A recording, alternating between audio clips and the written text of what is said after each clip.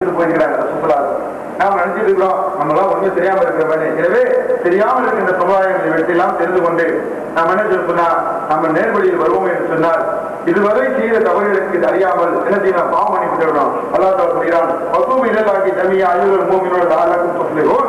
நம்பிக்கை கொண்டவர்களை இறை விசுவாசிகளே, நீங்கள் அனைவரும் ஒன்று சேர்ந்து அல்லாஹ்வின் பக்கம் பாவம் அனுப்பி கோரி மீளுங்கள், நீங்கள் வெற்றி அடையலாம், வெற்றி அடையக்கூடும் என்று அல்லாஹ் திருமறையில சொல்லி காட்டுகிறார். இந்த இடத்துல என்ன சொன்னோம், நிச்சயமா தவறு செஞ்சிருப்போம். 15 வயசுல புக்கா போடணும், போன இருந்திருப்போம். வயசு வரல, வேற காரணங்கள காலேஜில் படிக்கிறோம். காலேஜில் போகக்கூடிய தோழிகளோடு என்ன போகும்போது அவங்க மனசை மாற்றம் அனுப்பிடுவாங்க. என்ன கட்டிக்க, காலேஜ் உள்ளவங்க கட்டிக்க, காலேஜ் காமௌண்ட் உள்ள போனோன்னு கட்டிக்கணுமா? ஒழுக்க கேள்விகளின் ஒட்டுமொத்த முடிவு வரையுமே காலேஜில் தான் இருக்குது. போய் சேர்ந்த உடனே ரேகிங்மா 3வது மாணவன் 4வது மாணவன் என்ன செய்ய தெரியுமா, முதல்வர் மாணவன் என்ன செய்வா, பாட்டு பாட சொல்லி கேட்பான். பாடல் சொன்னா ரேகிங் பண்ணுவோம். ரேகிங் இருக்கு. இந்த கேட்டரிங் காலேஜ் நம்ம படிக்கும்போது பார்த்தோம். Engineering college doctor college ragging இருக்குது. இல்லைன்னு வச்சுங்களேன், அடுத்த வருஷத்துல நோட்ஸ் கொடுக்க மாட்டான், கோஆபரேட் பண்ண மாட்டான். இப்படி எல்லாம் ஒரு விதி வச்சிருக்கான். எத்தனை சட்டங்கள் போட்டாலும் அவன் செய்து கொண்டே இருப்பான். அவன் உள்ள மாறுவது வரை இஸ்லாம் ஒன்றுதான் உள்ளத்தை மாற்றுகிறது. அப்ப இந்த மாதிரி அடிப்படையில் இருக்கும்போது என்ன தோழி, நீங்க காம்பவுண்ட் முருகா கட்டிக்க, இந்த பிள்ளைங்க கரெக்டு. அப்ப இதெல்லாம் அறியாம செய்து கொண்டு இருந்தீங்க. நீங்க இப்படிலாம் செஞ்சுட்டு இருந்தீங்க. வேலைக்கு போறீங்களா, கம்பெனி போறது முருகா கட்டி வச்சீங்க, அறியாம செஞ்சுட்டு இருந்தீங்க. உங்களுடைய கணவனுடைய தம்பி வராரு, அண்ணா வராரு, தங்கத்துடைய கணவர் வராரு, தெரியாம செஞ்சு பேசிட்டு இருந்தீங்க. முருகா இல்லாம அறியாம செஞ்சீங்க. சௌவாசிங்க மூலமா நீங்க வெற்றி அடைவீங்க. எல்லாரும் வாங்க நன்மையின் பக்கம், எல்லாரும் சௌவாவின் பக்கம் வாங்க, ஒரு நேர்வழியின் பக்கம் பாருங்கள் என்று அல்லாஹ் சுப்ஹானஹு வ தஆலா அழைக்கின்றான். அதன் அடிப்படையில் நாம நடந்து கொள்வோம் என்று சொன்னால் வெற்றி அடைவது நிச்சயமாக இருக்கிறது. மறுமையிலே நரகத்துடைய அந்த வேதனை மிக மோசமானதாக இருந்து கொண்டிருக்கிறது. நரகத்தை அஞ்சுவோம் என்று சொன்னால் நன்மையை அதிகப்படுத்திக் கொள்ளக்கூடியவர்களாகவும் தீமையிலிருந்து முற்றிலும் நாம் தவிர்த்துக் கொள்ளக்கூடியவர்களாக மாறுவோம். அல்லாஹ்வுடைய பிரதானர்கள் செய்தார்கள், மனிதர்களை அதிகமாக சொர்க்கத்தில் நுழைக்கக்கூடியது எது என நபி ஸல்லல்லாஹு அலைஹி வஸல்லம் கேட்கப்பட்டது. அவர்கள் கூறினார்கள், இறையச்சம் தக்குவாவும் நல்ல குணங்கள் நல்ல ஒழுக்கம் என்று சொன்னார்கள். நரகளை மனிதர்களை எது அதிகம் நுழைக்கக்கூடிய சொன்னார்கள், இந்த வாயும் வாயின நாக்கு ரெண்டு உடலுக்கு இடையில இருக்க எதுவும் நாக்கும் இரண்டு தொழிலுக்கு இடையில இருக்கக்கூடிய பால் உறுப்பு என்று சொன்னார்கள். அப்படி இன்னைக்கு என்ன செய்யணும் சொன்னா, இந்த நாவும் இந்த பால் உறுப்பு தான் இந்த சமுதாயத்தை அந்த தீமையின் பக்கம் கொண்டு செல்கிறது. அப்படி தீமையில் சென்றவர்களை நீங்கள் நல்ல அறிவுரைகள் மூலமாக அவர் நன்மையின் பக்கம் கொண்டு வாருங்கள். அப்படிப்பட்டவர்கள் நம்மளே எல்லாம் தௌவா செய்து அல்லாஹ்வுடைய நேர்மையின் பக்கம் திரும்ப வேண்டும் என்று கேட்டுக்கொண்டு என்னுடைய உரையை நிறைவு செய்து கொள்கின்றேன். வாக்குறுதாவான முந்துலாகி ரபில் ஆலமீன். அஸ்ஸலாமு அலைக்கும் வரஹ்மத்துல்லாஹி வ பரகாத்துஹு.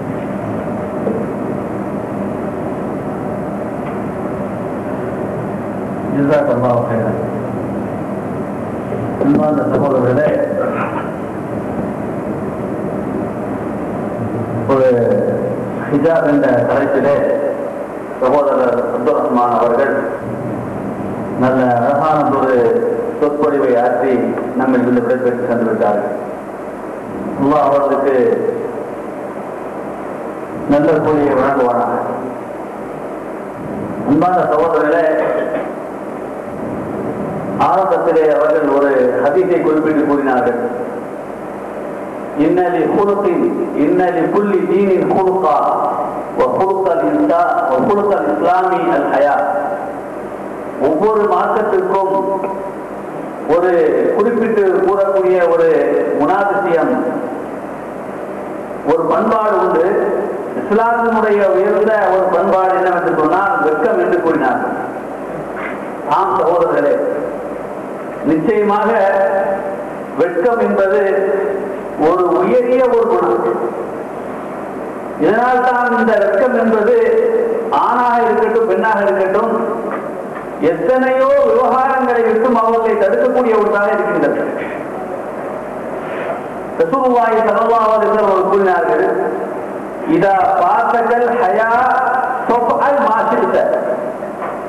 உனக்கு வெட்கம் தப்பிவிடுமையானால், உன்னிடத்துல வெட்கம் இல்லை என்று சொன்னால், வெட்கத்தை நீ பெறவில்லை என்று சொன்னால் நீ நாளே செய்து கொள் என்று ரசூலுல்லாஹி ஸல்லல்லாஹு அலைஹி வஸல்லம் கூறினார்.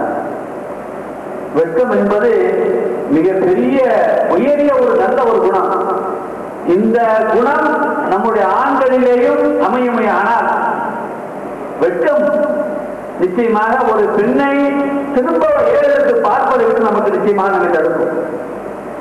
ஒரு பெண்ணுக்கு நிச்சயமாக வெட்கம் சரியான முறையில் அவருடைய உள்ளத்தில் இருக்குமே. ஆனால் அவருடைய அவயவங்கள் உறுப்புகள் வெளிப்படுவதை அவர் உணர்ந்து விட்டாலே போதும், அவருடைய உள்ளத்துல அவருடைய வயிறுகள் அவருடைய கூச்செறிந்து விடும்.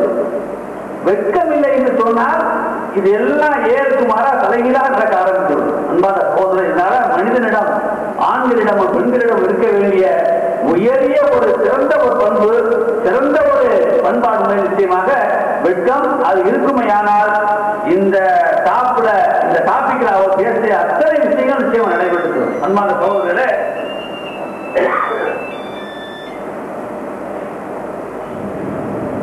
சகோதரர்களே, அவர்கள் உண்மையிலே பெண்களுக்கு ரொம்ப அழகான நல்ல படிப்புகளை கூறினார்கள். நிச்சயமாக இந்த மாதிரியான அமர்வுகளில் நாம நிறைய நல்ல நல்ல விஷயங்கள் நாம நம்முடைய சகோதரர்கள், இந்த தமிழக மக்கள், தமிழக சகோதரருக்கு சொல்லிக் கொண்டே இருக்கின்றார்கள்.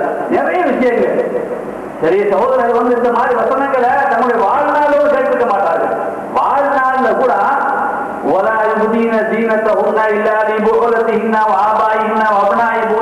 இந்த வசனத்தை வாழ்நாள்ல கூட கேட்டுக்க மாட்டாங்க. இந்த மாதிரியான வசனங்கள் எல்லாம் எங்க அதிகமாக சொல்லப்பட்டது மக்களுக்கு? ஏன் எத்தனையோ ஊர்களை நீங்க நினைச்சு பாருங்க. 20 ஆண்டுகளுக்கு முன்னால குறிப்பா எங்க ஏரியாக்கள் திருநெல்வேலில வெறும் சேலை கட்டு போவாங்க, எல்லாம் உடுக்கவும் கொடுக்காத மாதிரி. ஆனா அன்பான சகோதரர்களை, இப்போ நீங்க நிலவரையை பார்த்தீங்கன்னு சொன்னா கடைநல்லூர், உதாரணம் சொல்றேன், நேரப்பாளையம், எங்க ஊர் பக்கம், எங்க ஊர் சுத்தி இதெல்லாம் உண்மை நிச்சயமா எப்படியே இருந்தாங்க. ஆனா பெண்களுக்கு இந்த மாதிரியான வசனங்கள் எல்லாம் அவருடைய காதுக்கு எட்டின உடனே இந்த ஹிஜாபுங்கிற இந்த திரைய, இந்த புருஷவ பெருவுடன் அவருக்கு ஏற்படக்கூடிய பாதுகாப்பை அவர்கள் தாங்களே உணர்ந்து கொண்டார். இது எவ்வளவு பெரிய ஒரு பாதுகாப்பு நமக்கு இருக்குங்கிறது. அதனால அன்பான சகோதரர்களே, இதை உங்களுடைய சகோதரர்களுக்கு நீங்க சொல்லுங்க, உங்களுடைய மனைவருக்கு சொல்லுங்க, உங்களுடைய குடும்பத்தாருக்கு சொல்லுங்க. இது தீன் இஸ்லாம் நம்ம எல்லா ஒரு விஷயம் நம்ம அறிந்தோமையான நாம் எல்லோரும் சொல்ல கடமைப்பட்டிருக்கணும். அது எங்களுக்கு மட்டும் இல்லை. அதே மதனி பேச அவரு அப்புறமா பேச அவருக்கு தான் கடமை இல்லை. நீங்க கேட்டீங்கன்னா ஒரு நல்ல விஷயங்களை கேட்டீங்கன்னா நிச்சயமா அதை உங்களுடைய சான்றோர் சொல்வது நிச்சயமா கடமை. அப்படின்னு சொல்லிக் கொண்டு சகோதரர் நமக்கு தௌஃபீக் செய்வாங்க என்று கேட்டுக்கொண்டு, அடுத்ததாக நம்முடைய சகோதரர் அப்துல் ஹாதி அவர்களை மனித நேயம் என்ற தலைப்பில் பேச அழைக்கின்றேன்.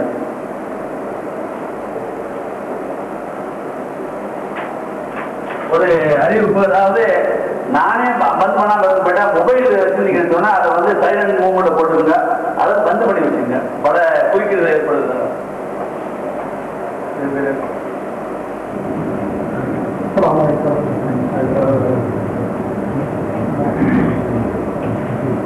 الحمد لله نحمده ونستعينه ونستغفره ونؤمن به ونتوكل عليه ونعوذ بالله من شرور انفسنا ومن سيئات اعمالنا من يهده الله فلا مضل له ومن يضلل فلا هادي له واشهد ان لا اله الا الله وحده لا شريك له واشهد ان محمدا عبده ورسوله اما بعد.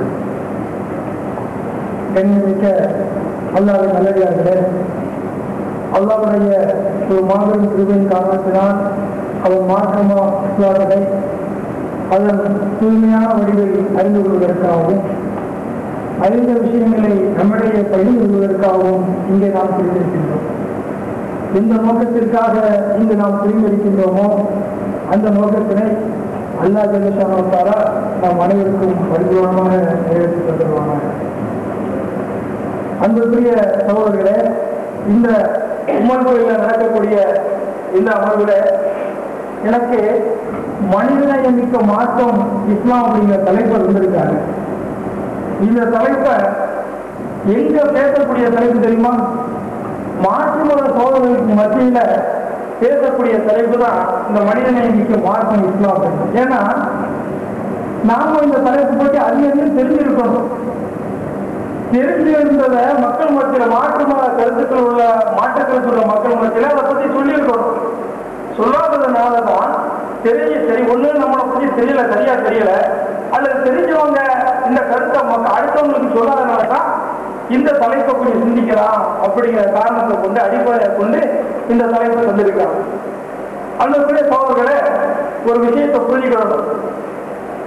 இந்த மனிதநேயத்தை பத்தி இஸ்லாம் மட்டும்தான் சொல்லுதா வேற எந்த ஒரு சித்தாந்தங்களோ கொள்கைகளோ சொல்லலையா, புதுசா நம்ம இஸ்லாம் மட்டும்தான் சொல்லுதா அப்படின்னு சொல்லி நாம மாற்று மத சோதரர்கிட்ட சொல்லும் பொழுது சில கருத்துக்கள் வரும். அதுவும் குறிப்பாக இப்ப நடைமுறை காலத்தை பார்த்தீங்கன்னு சொன்னா, போர் நடக்கக்கூடிய காலகட்டத்தில் நம்ம இருக்கிறோம். எல்லாருக்கும் தெரியுது, கனடாவில் இருக்கக்கூடியதும் சரி அல்லது கருப்பப்பட்டி இருக்கக்கூடிய கருப்பாய்க்கும் சரி, எல்லாருக்கும் தெரியுது போர் நடக்குது அப்படின்னு.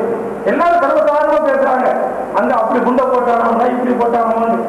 ஆனா அங்க எப்படி எல்லாம் பிரச்சனைகள் பாதிக்கப்படுது ஒரு பக்கம் இப்படி பார்க்கும். இன்னொரு பக்கம் என்னன்னு சொன்னா, இஸ்லாம் தீவிரவாதத்தை ஆதரிக்குது, இஸ்லாம் தீவிரவாதிகளை உருவாக்குறாங்க அப்படிங்கிற அடிப்படையில நம்ம மீது பல குற்றச்சாட்டுகள் வந்துகிட்டு இருக்கு. இப்ப அதுக்கெல்லாம் யாரு பதில் சொல்றது?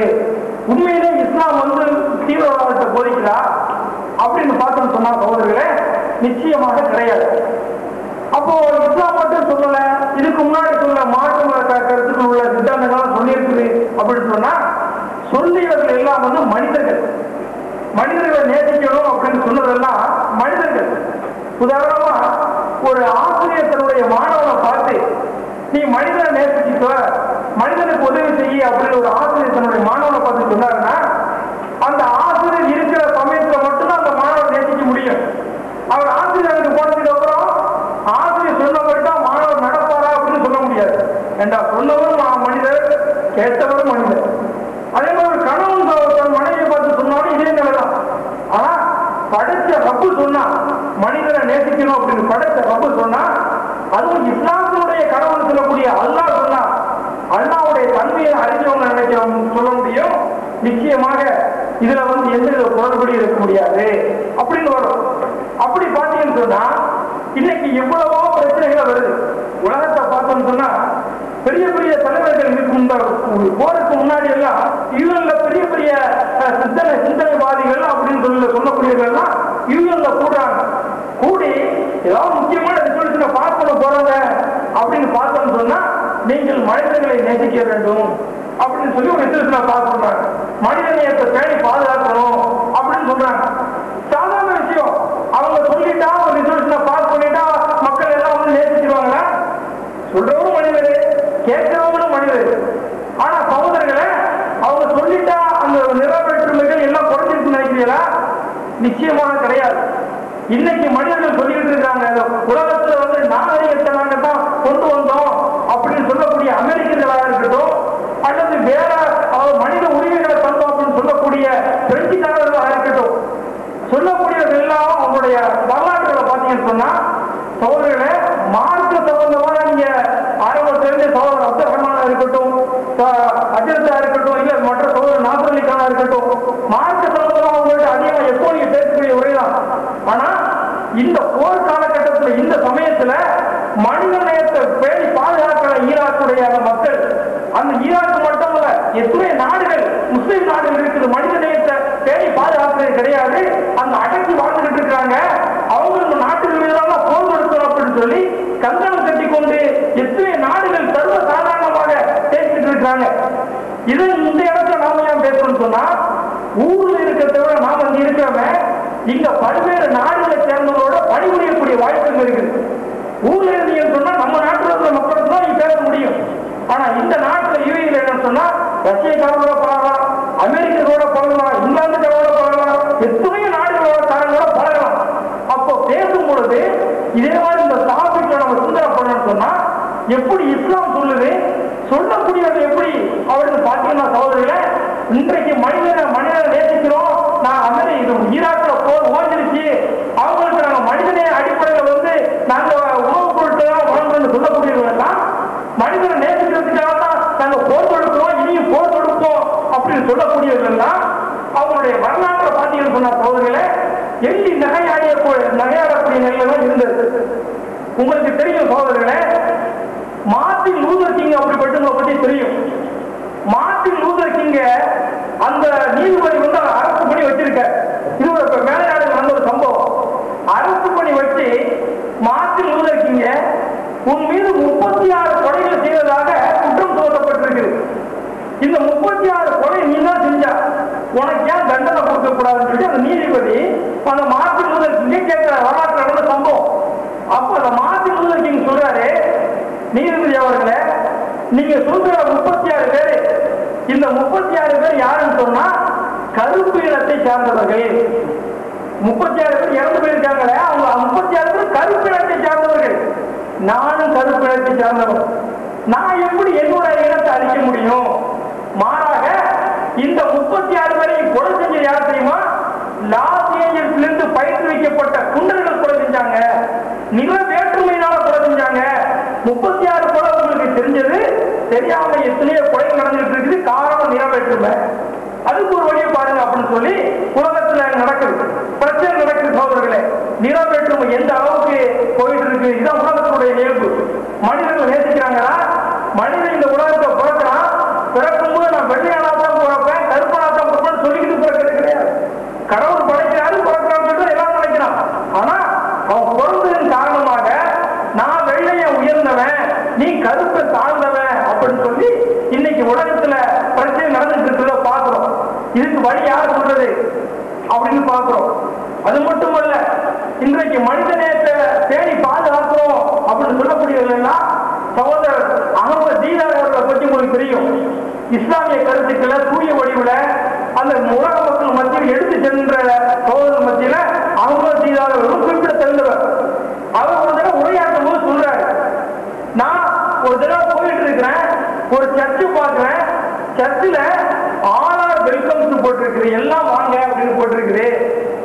மனித நேயத்தை பத்தி நாம எல்லாத்தையும் பேசுறோம். அவர் குறிப்பிடக்கூடிய வார்த்தை மனித நேயத்தை பத்தி நாம பேசிட்டு இருக்கிறோம்.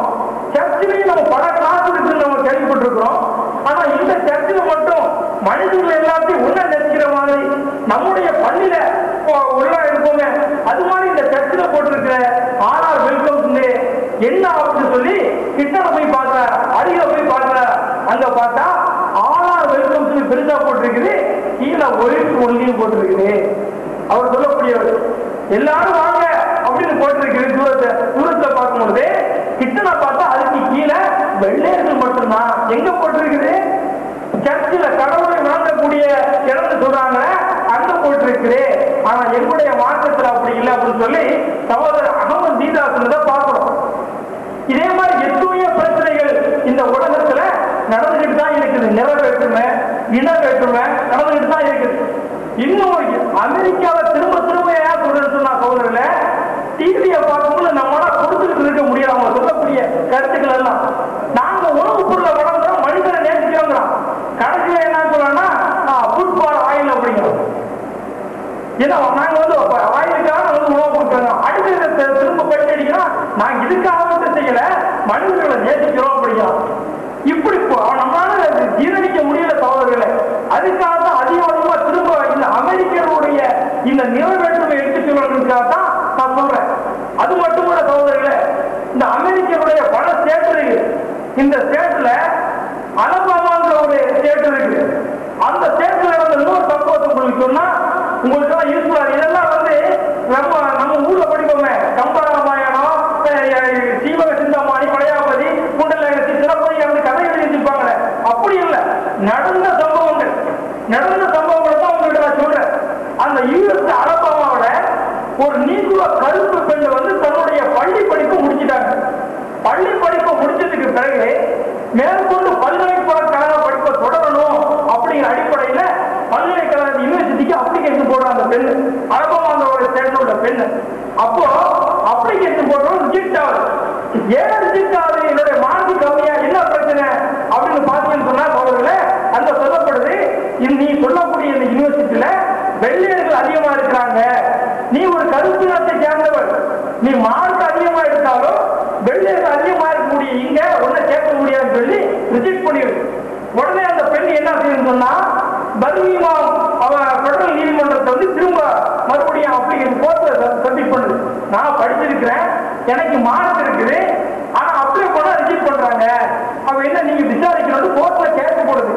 அங்க விசாரிக்கப்படுற அங்க யூனிவர்சிட்டியுடைய அந்த லீடர் அவர் கூப்பிடுறாங்க. அவர் பேர் வந்து ஜோன் டாட்டி. அவர் சொல்றாரு, நாங்க ரிஜெக்ட் பண்ணணும். காரணம் என்னன்னு சொன்னா இந்த பெண் வர்றதுனால அங்க பாருங்க உருவ பொம்மைகளை எரிக்கிறாங்க. உள்ள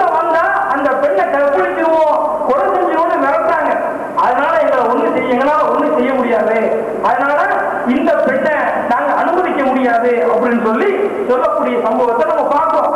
இப்படித்தான் நிறைவேற்றுமே அமெரிக்காவில் நடக்குது. அது மட்டுமல்ல, இந்தியாவில் நம்மளே தமிழகத்தில் தெரியுமே நிறைவேற்றுமே. சின்ன பிள்ளையில படிக்கும் போதே ஆரம்பிச்சிடலாம். ஒன்னாவது புக்கு படிச்சுன்னா முதல் பக்கத்து அட்டையை எடுத்ததுக்கு அப்புறம் முதல் பக்கத்துல பாத்தீங்கன்னு சொன்னா தீண்டாமை ஒரு பாவ செயல், தீண்டாமை ஒரு பெருங்குற்றம், தீண்டாமை ஒரு மனித தன்மையற்ற செயல்கிறான், ஓடி விளையாடு பாப்பான், ஜாதி விளையாடி பாப்பான்னு சின்ன பிள்ளைங்க அந்த மாதிரி பாட்டெல்லாம் சொல்லி கொடுக்குறான். என்ன நடக்குது? ஒழுக்கத்தை போதிக்கக்கூடிய, கல்வி அறிவு போதிக்கக்கூடிய அந்த இடத்துல அந்த தாழ்த்தப்பட்ட சிறுவர்களும் உயர்ந்த ஜாதிகள் சொல்லக்கூடிய சிறுவர்கள் ஒன்னா படிக்கக்கூடிய அந்த பள்ளியில உயர்ந்த ஜாதிகள் குடிக்கக்கூடிய அந்த டம்ளர் எடுத்து தாழ்த்தப்பட்ட இடத்தை சேர்ந்த அந்த ஒரு மாணவன் தண்ணி அறுத்துட்டாங்கிறதுக்காக யாரும் இல்ல, ஆசிரியே அந்த மாணவனை அடிச்சு கண்ணு குருடான சம்பவத்தை நம்முடைய சமுதாயத்தில் நாம பார்த்தோம். இப்படி இனவெற்றுமை தாண்டவம் ஆடிக்கிட்டு இருக்கிற நிலையை பார்ப்போம். இப்போ எத்தனையோ சிந்தனைவாதிகளாக நடந்துட்டு இருக்காங்க, பிரச்சனைகள் கொள்கையாக உருவாக்குறாங்க. ஆனா இதுக்கு என்ன தீர்வு? திட்டம் போட்டா போதுமா? போராட்டம் நடத்தினா போதுமா? அல்லது கருத்தரங்குகள் நடத்தினா போதுமா? அல்லது பேரணிகள் நடத்தினா போதுமா? என்ன, எப்படி இதுக்கு என்ன தீர்வு? மனிதர்கள் நேசிக்க முடியலையே, இடம் வேற்றுமொழி பிரச்சனை வருது, அறிவை தெரிவிக்கக்கூடிய ஆசிரியர்கள் அதுக்கு ஆள்பட்டு கிடக்கிறாங்க. இதுக்கு என்ன தீர்வு? எப்படி இதை நம்ம தீர்வு காண முடியும் அப்படின்னு பாத்தீங்கன்னு சொன்னா, சகோதரர்களே, 1400 ஆண்டுகளுக்கு முன்பாகவே இந்த எப்படி ஒழிக்கணும், இந்த நிறவேற்றுமை எப்படி ஒழிக்க முடியும் அப்படிங்கிறத இஸ்லாம் எளிதா சொல்லிருக்கு. இதை நீ இஸ்லாத்தை நீ தொடர்ந்து நடந்தேன்னு சொன்னா எந்தவித பிரச்சனையும் வராது அப்படின்னு சொல்லி அல்லாஹ் தஆலா சூரத்துல் ஹுஜராத்ல 16 வசனத்துல அழகா சொல்றான். யா யுஹன்னா இன்னா ஹலக்னாக்கும் மின் திக்ரன் வஉன்ஸா வஜஅல்னாக்கும் ஷூபன் அப்படின்னு சொல்லிட்டு என்ன சொல்றான்னா, தமிழ்ல சொல்ற நேரங்களை குறைவா மகரித்தரமா இருக்குது, நான் தெரிஞ்சுது என்ன சொல்றோம் அல்லாஹ் சொன்னா, மனிதர்களே நிச்சயமாக நான் உங்களை ஒரு ஆண் ஒரு பெண்ணில் இருந்தால் படைத்தோம். நீங்கள் ஒருவரை ஒருவர் அறிந்து கொள்ளும் பொருட்டு உங்களை பல கிளைகளாகவும் கோத்திரங்களாகவும் பிரிச்சோம். உங்களை நிச்சயமான கண்காணிச்சுக்கிட்டு இருக்கிறோம். அதே நிறவேற்றுமை இனவேற்றுமை அடிச்சுக்கிட்டு உள்ளிய உன்னுடைய தகப்ப யாரு? ஆகிய உன்னை ஒரு ஆண் ஒரு பெண்ணில் தான் நான் படைச்சேன். உன்னுடைய தாயும் உன்னுடைய எல்லாம் ஆரம்பத்தில் ஒண்ணுதான். ஏன் அடிச்சுட்டு உள்ளா? ஒரே முகமா நீ வந்தியன்னு அதுக்கு அவங்களுக்கு பிறந்ததான் நீ ஒரே முகமா வந்தியான்னு சொன்னா அண்ணன் யாரு, பாப்பா யாரு, அத்தா யாருன்னு தெரியாது, மனைவி யாரு, மகன் யாருன்னு தெரியாது, ஒரே முகமா இருந்தா. அதனாலதான் நான் விளக்கத்துக்காக பல கிளைகளாகவும் கோத்திரங்களாகவும் வேறு விதமாகவும் நான் படைச்சேன்.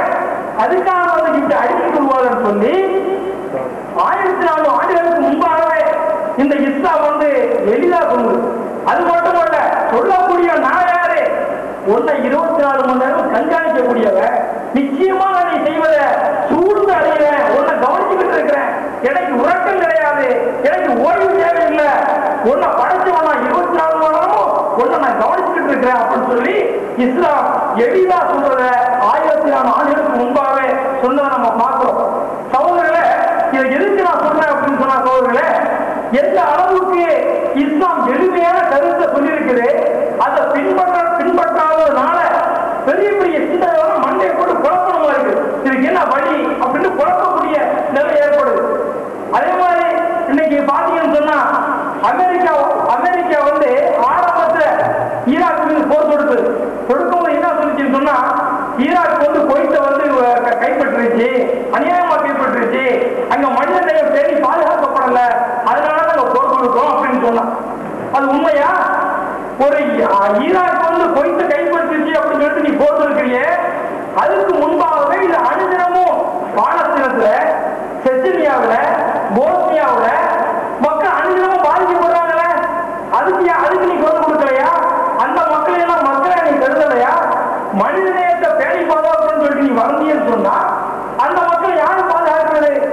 அது மட்டுமல்ல, அந்த இஸ்ரேல்ல வாழக்கூடிய மக்கள் தொகை எத்தனை பேர் தெரியுமா? 6 மில்லியன் தான். அந்த 6 மில்லியன் மக்கள் தொகைக்கு 135 பில்லியனை உதவி தொகையை வழங்கலாம். அந்த 135 பில்லியனை வாங்கி அவன் என்ன செய்வான், என்ன செய்யறாங்கிற சர்வசாதாரணமா எல்லாருக்கும் தெரியுது. வெட்ட வெளிச்சமா போட்டு காட்டான். அங்க எத்தனை மக்கள் அந்த குழந்தைகள் பாதிக்கப்படுது. இன்னைக்கு நடக்கக்கூடிய ஈராக்கு பாருங்களேன், எவ்வளவு பிரச்சனை கண்டு எத்தனை குழந்தைகள் அநியாயமா பாதிக்கப்படுறாங்க. நீ மனித நேயத்தை பேணி பாதுகாக்கிற, இதான் இதுக்கு பேணி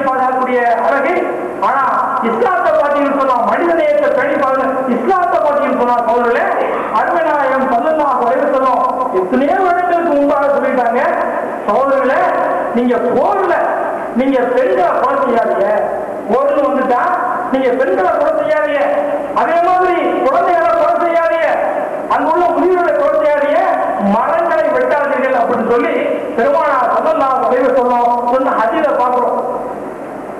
போர்ல எதை தவிர்க்க முடியாதுன்னு சொல்றானோ அதை தவிர்த்தே ஆகணும் அப்படின்னு சொல்லி இஸ்லாம் மனித நேயத்தை பேணி பாதுகாக்கிறதுக்கு எத்தனையோ வருடங்களுக்கு முன்னாடி சொல்லிருக்கு. இவனா மனித நேயத்தை பேணி பாதுகாக்கிறான். ஈராக்கு மேல போர் கொடுக்கிறதுக்கு முன்னாடியே அங்க அடிச்சா அந்த கட்டணம் எல்லாம் அடிச்சா எங்களுக்கு அதை சுரங்க நிர்மாணம் பண்றதுக்கு கான்ட்ராக்ட் இணைந்தாங்கன்னு சொல்லிட்டு கம்பெனி நடக்குது. போர் கொடுக்கல, போர் கொடுத்துட்டா அங்க அந்த பாதி கட்டணம் எல்லாம் இடிஞ்சிருமே, அதுக்கு கான்ட்ராக்ட் எங்களுக்கு தாங்கன்னு சொல்லி நடக்கக்கூடிய நிலைய பார்க்கிறோம். அந்த மக்கள் மரங்களை வெட்டாதீர்கள் இஸ்லாம் சொல்லுது. இவன் என்ன செய்யறான்னு சொன்னா அந்த மக்கள் பயன்படுத்தக்கூடிய அந்த கிணறுகள்ல குண்டை போட்டுட்டு அதுல விஷய கிருமிகளை பரவ வச்சுட்டு மினரல் வாட்டர் கொடுக்கிறோம். நாங்கள் மனித நேயத்தை பேணி பாதுகாக்கிறோம். செல்வ சாதாரணம் நடக்குது, உலகம் பார்த்துட்டு தான் இருக்குது. சகோதரர்களே, இதை தவிர்க்க முடியாதுன்னு சொல்றான். ஆனா எத்தனையோ வருடங்களுக்கு முன்பாக இஸ்லாம் சொல்லுது, நீ தவிர்த்தே ஆகணும், இதை தவிர்த்தே ஆகணும். ஒரு சம்பவத்தை சொல்ல, பெருமானார் ஸல்லல்லாஹு அலைஹி வஸல்லம் ஒரு போரின் போது போருடைய முடிவை பார்க்கிறாங்க. ஒரு பெண் கொலை செய்யப்பட்டு கிடக்கிறார். கொலை செய்ய எதிரி நாட்டை எதிரி படையை சேர்ந்த ஒரு பெண்ணை கொலை செய்யப்பட்டு இருக்காங்க. அப்ப பெருமானார் போர்களை பார்த்து சொல்றாங்க, போர்ல பெண்களை கொலை செய்யக்கூடாது. அந்த பெண் யாரு? அந்த பெண்ணு அந்த போர்க்களத்தை எதிர்நாட்டு பெண்ணுனா அந்த பெண் என்ன இந்த ஈராக்ல இருக்கிற மாதிரி அப்பாவை வீட்டில் இருந்த பெண்ணா? வீட்டில் இருந்த பெண் அல்ல, இஸ்லாமியர்கள் அழிக்கிறதுக்காக வந்திருக்காங்க பாருங்க எதிர்நாட்டு படைகள். அவர்கள் காயமுற்றால் அவர்களுக்கு மருத்துவ உதவி செய்யணும் அல்லது அவர்களுக்கு பணிவிட செய்யணும்னு சொல்லி அந்த எதிர்நாட்டு படையோடு சேர்ந்து வந்த பெண். அப்படி வந்த பெண்ணா இருந்தாலும் நீங்க போர்க்களத்துல பெண்கள் அழிச்சாதீங்க அப்படின்னு சொல்லி சொன்ன மார்க்கம் இஸ்லாம் மார்க்கம். ஆனா இன்னைக்கு எப்படி நடக்குது? அநியாயமா வீட்டுக்குள்ள இருக்கிற பெண்களையோ அந்த இடமே வாழாண்டு ஓடக்கூடிய பெண்களையோ இன்னைக்கு அவதிக்குள்ளாகிறத சர்வ சாதாரணமாக நாம பார்க்கிறோம். மனிதநேயம் இந்த உலகத்துல இருக்குதா? அது எடுபட்டு போச்சு அந்த வார்த்தை அப்படின்னு நம்ம நினைக்கிற அளவுக்கு இன்றைக்கு மனிதநேயம் சீர்கெட்டு போயிருக்கிறத நம்ம பார்க்கிறோம். அதே மாதிரி பெருமானார் ஸல்லல்லாஹு அலைஹி வஸல்லம் சொன்னாங்க, போர்கள்ல போது நீங்கள் வெட்டும் பொழுது முகத்தை பார்த்து வெட்டாதீங்க அப்படின்னு சொல்லி கட்டளையிட்ட மார்க்கம் இந்த இஸ்லாமிய மார்க்கம். சகோதரர்களே, இன்னைக்கு பாருங்க, இவங்களுடைய சொல்லக்கூடிய ஈரோசியமா இருக்கட்டும் அல்லது நாகசானியா இருக்கட்டும் அல்லது வியட்நாமா இருக்கட்டும், இன்னைக்கு அங்க பிறக்கிற பிள்ளையோ என்ன பிள்ளை அந்த பிறக்கிற பிள்ளைகள் எல்லாம் ஊனமாகத்தான் பிறகு. இவர்கள் அந்த குண்டை போடும் பொழுது அவங்க நேசிக்கல, அதை பார்க்கல, மனித நேயத்தை பேணி பார்க்கல, பாதுகாக்கல. ஆனா இஸ்லாம் நீ போறதுக்கு போறியா அங்க என்னெல்லாம் செய்யணும் அப்படின்னு சொல்லி எத்தனையோ வருடங்களுக்கு முன்பாக சொன்னதை பார்ப்போம். அதே மாதிரி உங்களை உலக நிகழ்ச்சிகளை கூட ஒப்பிட்டு காட்டுறேன். அதே மாதிரி சகோதரர்களே, ஒரு அமெரிக்காவில் போன்ற நாடுகள் எல்லாம் உதவி செய்யற மாதிரி நேரம் செய்யும். ஆனா உள்ள பாத்தீங்கன்னு சொன்னா பயங்கரமான பஞ்சகத்தன்மை இருக்கும். உதாரணமாக வளரக்கூடிய நாடுகளுக்கெல்லாம் உதவி செய்யற பேர்ல கடனை கொடுப்பான். மனிதர்களை நேசிக்கிறோம், அந்த வளரக்கூடிய நாடுகள் மக்கள் வளரணும், மேம்பாடு அடையணும் அப்படிங்கிறதுக்காக நாங்க உதவி கொடுக்கணும்னு சொல்லி மாதட்டி சொல்லுவோம். ஆனா உண்மையில என்ன அங்க நடக்குதுன்னு பார்த்தா வட்டியின் அடிப்படையில உதவியை கொடுத்து அந்த நாடை வளர்ந்த நாடுகிற பட்டியலில் இருந்து வளர்ந்த நாடுகிற பட்டியலுக்கு போகாது, வளராத நாடுகிற பட்டியலுக்கு போறதுக்காக உதவியை கொடுப்போம். இதை நாம் ஏற்படுத்தி சொல்லல. நாம இருக்கக்கூடிய இந்தியாவோட கடந்த பாராளுமன்றத்துல பட்ஜெட் தாக்கல் பண்றோம். பட்ஜெட் தாக்கல் பண்ணும் பொழுது அவன் சொல்றான், இந்தியாவோட உற்பத்தி ஆகிற பொருள் அது குண்டூசில இருந்து கப்பலாக இருக்கட்டும், குண்டூசி இந்த மாதிரி கேசரி என்னெல்லாம் உற்பத்தி பண்றாங்க, குண்டூசில இருந்து கப்பல் வரைக்கும் எல்லா பொருளையும் உற்பத்தி பண்ணி அதை விற்பனை பண்ணி அதுல இருந்து கிடைச்சிருப்பாங்க வருமானம். அந்த வருமானத்துல 48% இந்தியா 48% வட்டி கட்டுறதுக்காக செலவு பண்ணிக்குது. 48% வட்டி கட்டுறதுக்காக செலவு பண்ணிக்குது. கடன் அடைக்கிறது செலவு பண்ணல, வெறும் வட்டியை கட்டு. எவ்வளவு ஏழ்மையான நாடு இந்திய நாடு. இன்னைக்கு பெரிய பிரச்சனையா இருக்குது. நாடா இருந்தாலும் சரிதான், வீடா இருந்தாலும் சரிதான், வட்டியின் அடிப்படையில் உள்ள பொருளாதாரம் மனிதனை நேசிக்க முடியல. வடநாட்டில இருந்து தமிழகத்துக்கு வருவான், ஒரு பொட்டியோட வருவான், சில சோதரர்கள் வருவாங்க, வந்து என்ன செய்வாங்க, ஏதாவது திறந்த கொடுத்த மாதிரி கொடுப்பாங்க. அதை வாங்கி தேவைகளை நிவர்த்தி பண்றதுக்காக அந்த ஏழையில் உள்ள அந்த சோதரர்கள் எல்லாம் அறியாமையினால அந்த என்ன செய்வாங்கன்னா நம்மளை நேசிக்கிறான் அப்படின்னு சொல்லி கரணம் தரனால வாங்குவாங்க. வாங்கி கடைசியில கூட்டோடு தற்கொலை அப்படிங்கிறதுல வட்டியை கட்ட முடியல. இதான் நிலை. ஒருத்தவங்க ஜோக்குக்காக என்னன்னா, அதாவது சொல்ற படிச்சவனும் இந்த வட்டியின் அடிப்படையில் இறங்குறான், படிக்காதவனும் வட்டியில் இருக்கு. அன்னைக்கு பாருங்களேன், டிவியை தொடங்கின்னு சொன்னா ஒவ்வொரு நாளும் ஒவ்வொரு சீட்டு கம்பெனி ஓடிட்டான் சீட்டு ஓடிட்டான். மனிதர்களை நேசிக்கிறது கடன் கொடுக்குறாங்க. இதான் மனித நேயம். சொல்றான் ஒரு ஜோக்குக்காக சொன்னா, இவன் ஓட்டப்பந்தயத்துல வேகமா ஃபர்ஸ்ட் வந்துருக்கான். வந்ததுக்கு அப்புறம் அந்த கேட்கறாங்க, நீங்க ஓட்டப்பந்தயத்துல நீங்க ஃபர்ஸ்ட் வந்துட்டீல, உங்களோட என்ன செஞ்சு நீங்க என்ன பண்ண முடிய, உங்களோட ஃபியூச்சர் கேரியர் என்னன்னு கேட்கும் பொழுது நான் சீட்டு கம்பெனி இடத்த போட முடியும். ஏன்னா முதல்ல வந்துட்டு அப்பதான் ஓட முடியும் அப்படிங்கிறாங்க. அதன் அடிப்படை இன்னைக்கு இந்த இந்தியாவோட நாடா இருக்கட்டும், அதே மாதிரி ஊடா இருக்கட்டும், கூட்டோடு குடும்பத்தோடு தற்கொலை அப்படி நடக்குது. மனிதர்கள் நேசிக்கின்ற உதவி செய்யற மாதிரி வர்றான். ஆனா கடைசியில தற்கொலையில பெரிய பெரிய பதவியில் இருக்கக்கூடியவன், பெரிய பெரிய தொழிலதிபர்கள் தற்கொலை அப்படின்னு பார்த்தா என்ன காரணம், எப்படி தீர்க்க முடியும்? அதான் இஸ்லாம் எத்தனையோ ஆண்டுகளுக்கு முன்பாக சொல்லிருக்கு. இந்த வட்டியின் அடிப்படையில உள்ள பொருளாதாரம் நமக்கு சரி வராது. அத அல்லாஹ் ஜல்ல ஷானஹு தஆலா சூரத்துல் பக்ராவுல சொல்றான், யாய் வல்லதீன ஆமனு தக்குல்லா வதரு மா பக்கிய மினர் ரிபாவு இன் குன்தும் முஃமினீன். சூரத்துல் பக்ராவுல அல்லாஹ் எத்தனை இடத்துல சொல்லிவிட்டா, ஈமான் கொண்டவர்களே, நீங்கள் உண்மை முஃமின்களாக இருந்தால் அல்லாஹ்வுக்கு அஞ்சி அடங்கி எஞ்சியுள்ள வட்டியை வாங்காமல் விட்டுவிடுங்கள். நீங்க உண்மையான முன்மீனாக இருந்தா நீங்க அல்லாஹ்வுக்கு அஞ்சி வட்டி வாங்காம இருந்துருங்க அப்படின்னு அல்லாஹ் சொல்றான். இல்ல நான் வட்டி வாங்கித்தான் ஆவேன் அப்படின்னு நீ செஞ்சேன்னு சொன்னா அடுத்த வசனத்தில் அல்லாஹ் சொல்றான், இவ்வாறு நீங்கள் செய்யவில்லை என்றால் அறிந்து கொள்ளுங்கள், அல்லாஹ் மீதும் அல்லாஹ்வுடைய தூதருக்கு மீதும் நீங்கள் போர் கொடுக்குறீங்க. அல்லாஹ் நான் சொல்ல படைச்சேன், ஒரு சொல்ல நீ செய்ய அப்படின்னு அப்படி நீ செய்யலன்னு சொன்னா அல்லாஹ் மீதும் அல்லாஹ்வுடைய தூதர் மீதும் எதிராக நீ போர் கொடுக்கா அப்படின்னு நினைச்சுக்க. அந்த அளவுக்கு கொடுமையான செய்தி இந்த பட்டியல் சொல்லி எத்தனையோ வருடங்களுக்கு முன்பாக இஸ்லாம் மனிதரை நேசி வட்டிக்கிற அடிப்படையில் கொடுத்தவனை வீணாக்கிறாத, அவனுடைய வாழ்க்கையை வீணாக்கிறாத அப்படின்னு சொல்லி எளிதா எத்தனையோ வருடங்களுக்கு முன்பாக இந்த இஸ்லாம் சொல்லி இருக்கிறத பார்க்கிறோம்.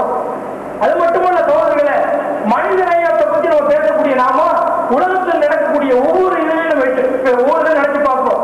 இன்னைக்கு மனிதன் மாட்டை விட கேவலமா போயிட்டான். மாட்டை விட மனித நேயம் ஒண்ணு இருக்குதா அப்படின்னு நினைக்கக்கூடிய அளவுக்கு மனிதனுடைய உயிர் மாட்டின் உயிரை விட கேவலமா போகுது. இந்தியாவுல மாட்டினுடைய தோல் வச்சிருக்காரு அப்படிங்கிறதுக்காக 5 தலித்துகள் கொலை செய்வதை நம்ம பார்க்கிறோம். அந்த இந்து சோதனை சொல்றாங்க பசுவை தடை சட்டம் அப்படின்னு சொல்லி மனிதனை அங்கேயும் மனிதனை பாக்குறீங்களா? மனிதனை மாட்டை விட கேவலம் நினைக்கிறான். ஒரு பசுத்தோலை வச்சிருந்ததுக்காகவே 5 தலித்துக்களை கொலை செய்த சம்பவத்தை பார்க்கிறோம். அவங்க சொல்லக்கூடிய மனுஸ்மிருதியை பார்க்கிறோம். இவன் பசுவை தடை சட்டம் பசு தடை சட்டம் சொல்றாங்களே, அந்த மனுஸ்மிருதியில என்னதான் இருக்குது? அல்லது இந்த விக்கெட்டு சாப்பாடு வேலையாவது சொல்லப்பட்டிருக்குதா இந்த பசுக்களை அப்படின்னு பார்த்தீங்கன்னு சொன்னா, அவங்க சொல்லக்கூடிய மனுஸ்மிருதியை நீங்க புரட்டி பார்த்தீங்கன்னு சொன்னா, ஒட்டகத்தை தவிர பாக்கி எல்லாத்தையும் சாப்பிடலான்னு இருக்கு. ஒட்டகத்தை தவிர எல்லாத்தையும் சாப்பிடலான்னு போட்டிருக்கு.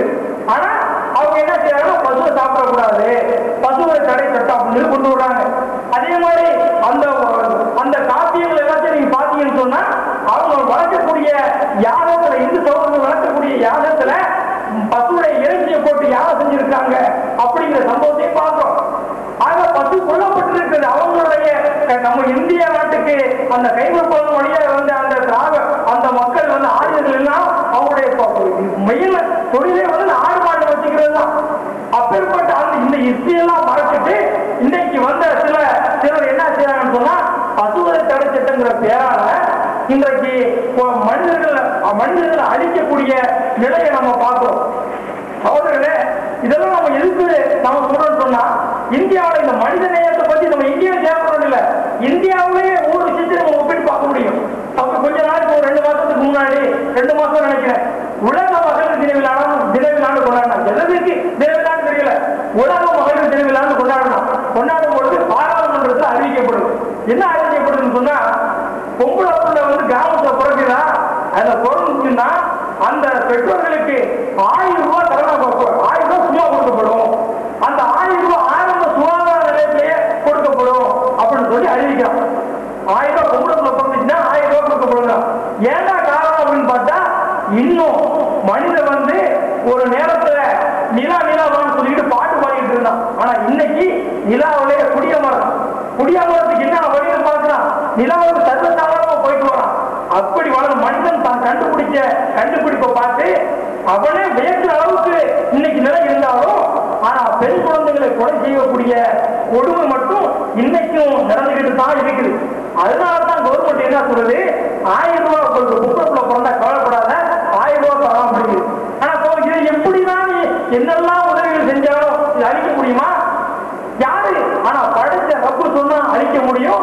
அந்த தவறை அடிச்சு காட்டினா இன்னைக்கு இஸ்லாம் மாற்றிருக்கு.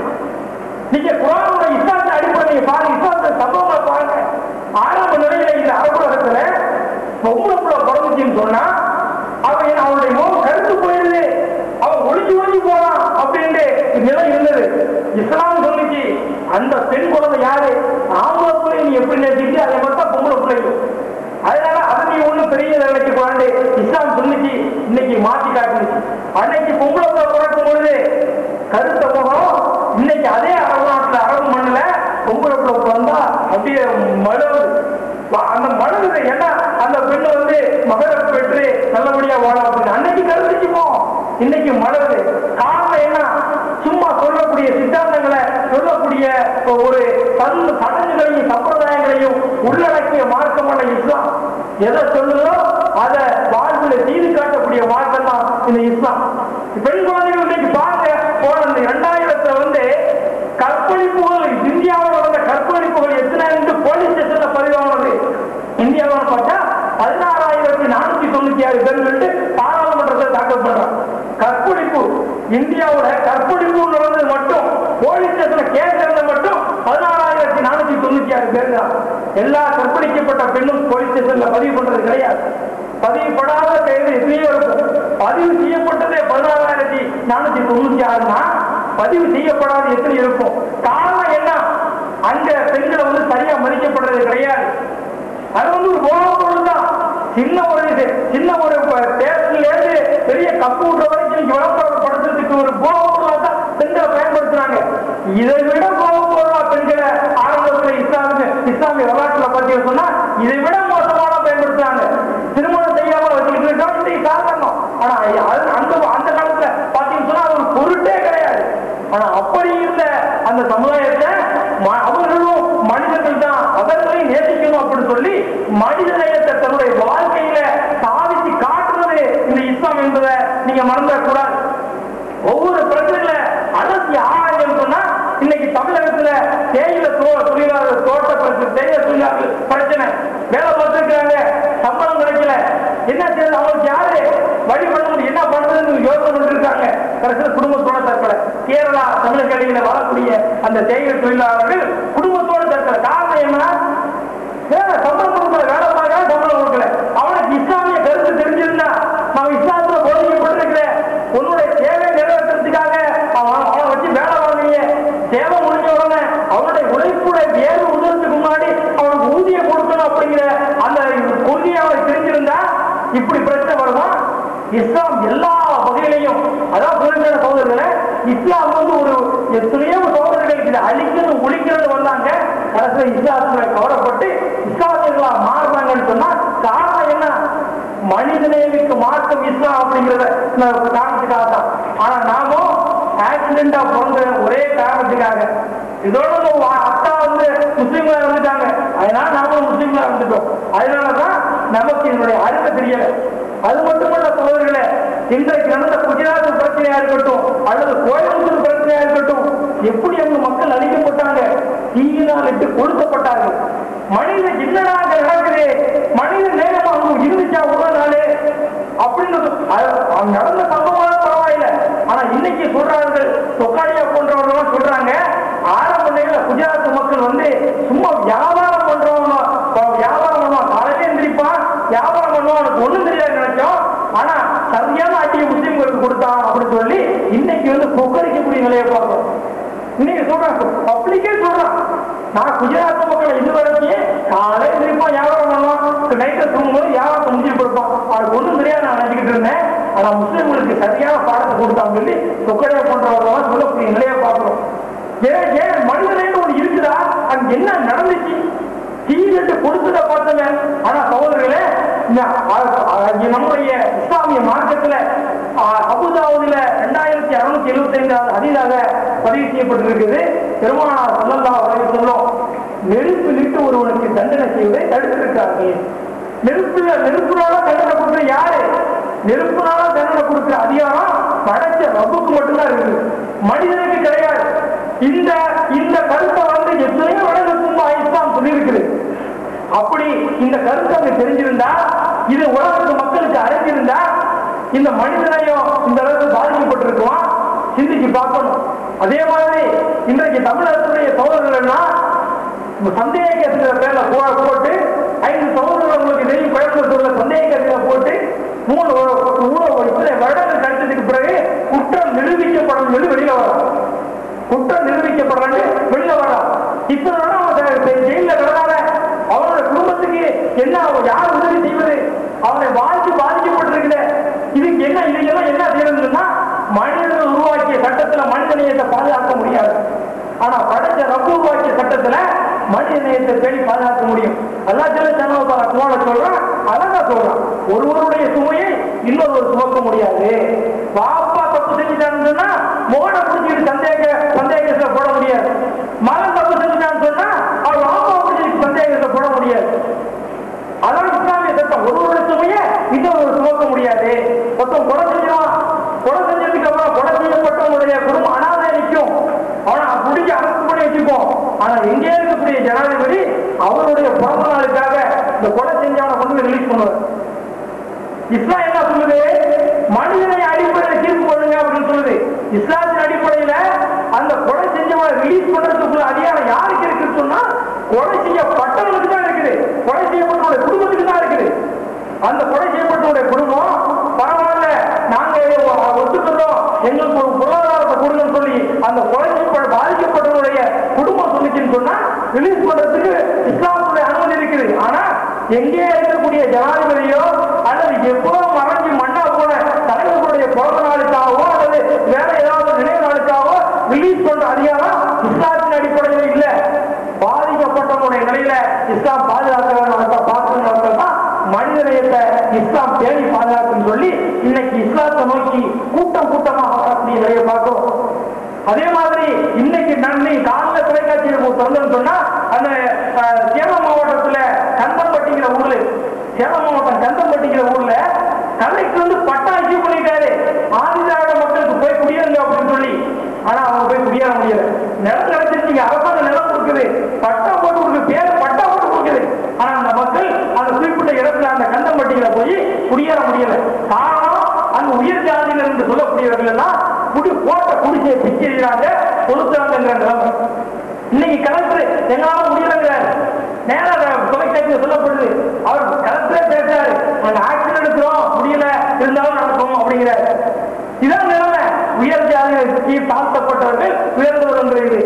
ஆனா எத்தனை வருடங்களுக்கு முன்பாக இஸ்லாம் பிச்சு எரியுது. இதே மாதிரியா நினைக்காத, உன்னையும் அவனையும் படைச்சு எல்லாரும் ஒரே ஆளாம் படைச்சேன், என்னுடைய பறவை எல்லாரும் அடிமை தான் அப்படின்னு சொல்லி மனிதநேயத்தை தேடி பாதுகாக்கின்றதுக்காக ஆணித்தரமாக சொன்ன மார்க்கம் நம்முடைய இஸ்லாமிய மார்க்கம் அப்படிங்கிறத பார்க்கிறோம்.